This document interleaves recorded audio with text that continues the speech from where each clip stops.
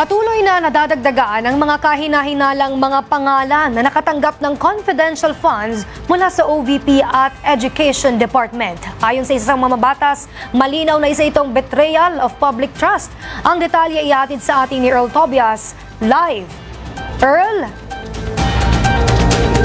Princess, tinawag na betrayal of public trust ni House Impeachment Prosecutor Lawrence Defensor ang pilit na pagtanggi ni Vice President Sara Duterte na ipaliwanag ang mga manumalyang pangalan na tumanggap ng OVP at DepEd confidential funds.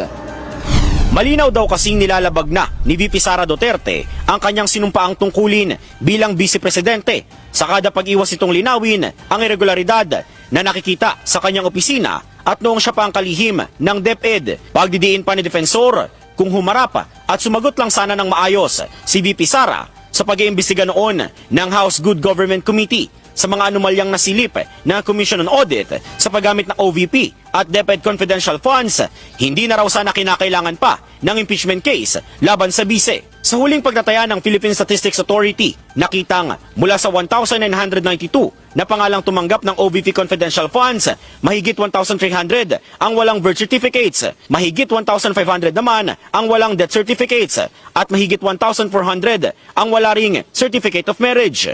Habang 405 naman mula sa 677 na mga tumanggap ng DepEd confidential funds ang wala ring birth records.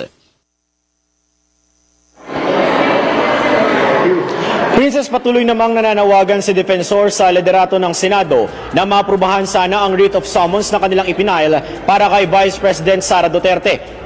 Bilang parte na rin daw yan ng kanilang paghahanda sa napipintong impeachment trial na magsisimula sa July. Mula dito sa Kamara, balik muna sa inyo. Maraming salamat Earl Tobias, nag-uulat ng live mula sa Kamara.